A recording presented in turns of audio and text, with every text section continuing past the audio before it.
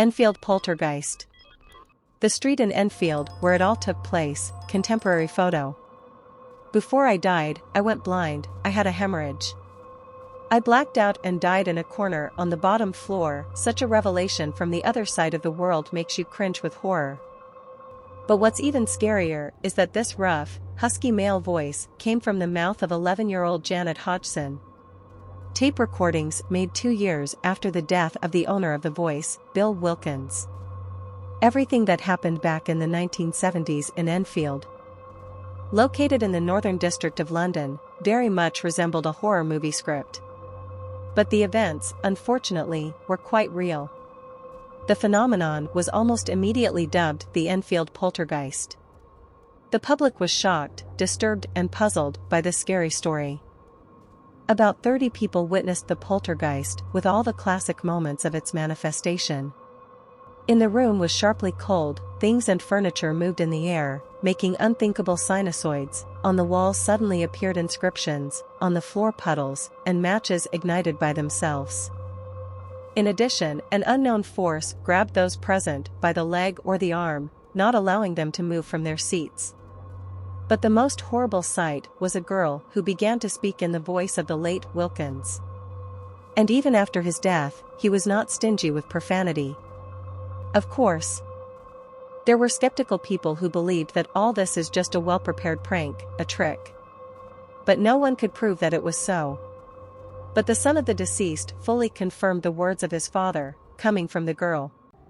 First bell. Actors played out on August 30th. 1977 tragedy where the mother and 4 children Hodgson, Johnny, Janet, Billy, and Margaret. The family had moved into a small apartment building in Enfield shortly before the events. As usual, in the evening the mother put the children to bed and was about to leave the nursery when Janet began to complain that her and her brother's beds were vibrating strangely. Mrs. Hodgson paid no attention to the girl's words and, as it turned out, in vain. The following evening there was a vague noise upstairs where the children's bedrooms were. The alarmed mother rushed to Janet's room, where she thought the sound was coming from. Entering the room, the woman froze with fear. The heavy dresser was moving across the floor by itself. Trying not to scare her daughter even more, she tried to put the furniture back in place, but no such luck.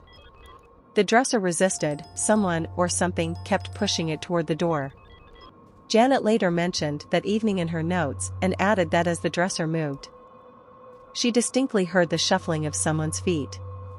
And her sister Margaret recalled that the house became increasingly filled with strange noises, so that the children were unable to sleep for long periods of time. Sometimes they were so frightened that they had to run outside in their robes and slippers to avoid hearing and seeing what was happening.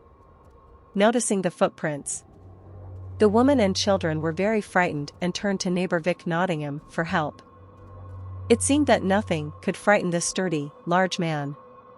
However, when he entered the neighbor's house, he heard the same sounds that he said were coming from everywhere, from the walls, from the ceiling. Margaret later recalled that she had never seen her neighbor so confused and terrified. Nor did the police, whom Mrs. Hodgson called after Vic left, help them. The baffled police said it was not their job to investigate such matters. One could say that it all looks like a fiction, a stunt, as the skeptics claimed, but some of the eyewitnesses managed to take some pictures of what was going on. One of them shows how the poltergeist lifted Janet and threw her with such force that the girl flew to the other side of the room. In the photo, you can clearly see from the distorted face that she is in a lot of pain. It is unlikely that a child would intentionally hurt herself. The photographer himself, Graham Morris, said that in the house at the appearance of poltergeist was a real chaos. People screamed in fear. Things moved through the air, as in telekinesis. Janet during another poltergeist attack. But not everyone was lucky enough to get video and photographic evidence. Later, a crew from a local TV station was specially invited to the house and set up cameras everywhere in the house to record the poltergeist's appearance. When they began to review the footage a few days later, they found that all the equipment was faulty and what they had been able to film had been erased. this house is possessed. It became clear that there was no way around it without specialists. The unhappy family turned for help to the Society for Psychical Research, which existed in the UK for more than a century and was engaged in the study of human abilities, namely psychic and paranormal. As a result, two specialists of this society, Guy Playfair and Maurice Grosse, were permanently present in the house. By the way, on this occasion they later published a book, This House is Possessed. In his book, Grosse wrote that, barely being in the house, he immediately realized that all this is not someone's joke. He noted the constant sense of anxiety, fear and worry in which the entire family was. The author saw with his own eyes parts of a child's construction set and a piece of marble flying around the room. Grosse was surprised that these objects were hot. And then the poltergeist, apparently, got used to the new people and organized a real bacchanalia. The sofa flew from wall to wall, the rest of the furniture crawled around the room. And at night the sleeping household and their guests, someone pushed out of a warm bed. One day the men heard Billy screaming. The boy was screaming that someone was holding his leg and he couldn't break free. Literally. The adults had to fight an invisible force to take the child away from her. The family was on edge, especially the pounding, which never ceased for a minute. It became louder and quieter, moving from the walls to the ceiling and back again. Eventually, the inhabitants of the house began to sleep in the same room and never turned off the lights. For 2 years, the researchers worked in the Hodgson house and carefully recorded their observations. As it later turned out, they witnessed more than 1,500 cases of poltergeist in 2 years. The knot is tightening. It must be said that paranormal activity was directed not only at family members, but at everyone in the house: guests, police officers, neighbors, journalists. But it was 11-year-old Janet who got the worst of it. When the girl plunged into a trance state, it was a terrifying sight. After Janet did not remember anything and was very surprised when she was shown pictures of poltergeist. She had her own point of view on what was happening. She believed that the force that possessed her was not evil. And the poltergeist did not want to harm the family, rather, it wanted to become a member of the family and in that find solace for the soul. And he had no other way to express that than through Janet and Margaret. One day a curtain was wrapped around the girl's neck, and her mother struggled to untangle the knot that had begun to tighten. Another time someone had torn the mantelpiece grate and thrown it into the far corner. Janet thought it was Wilkins, who had died in the house. Angry at the misunderstanding and defending his territory. Why exactly did Janet choose the poltergeist? In her opinion, the reason was because she was playing with the Ouija board.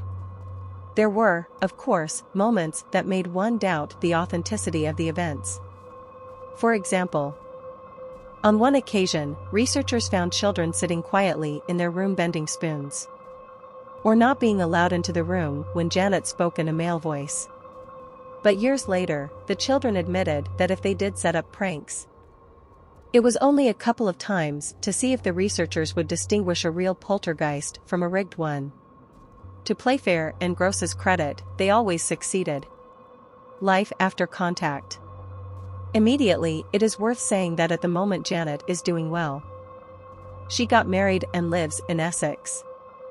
But the girl had to undergo a course of treatment in a psychiatric hospital. Now she describes her impressions of the events of those years as traumatic. Her portrait was on the cover of the Daily Star with the caption, "Possessed by the Devil."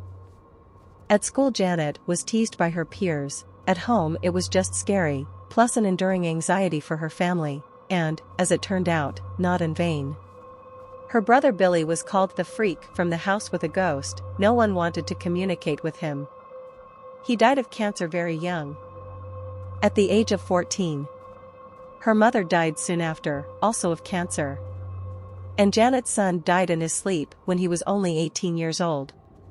Now Janet continues to say that all the events of those years are real. It is not an attempt to make fame and money. She recalls that even when everything in the house was quiet, one could still feel someone's presence and a scrutinizing gaze. And she is sure that if poltergeist is not provoked, as in her case, a board for spiritualism, then you can quite coexist with it. At present, new tenants live in the house, but whether or not something is happening there is unknown.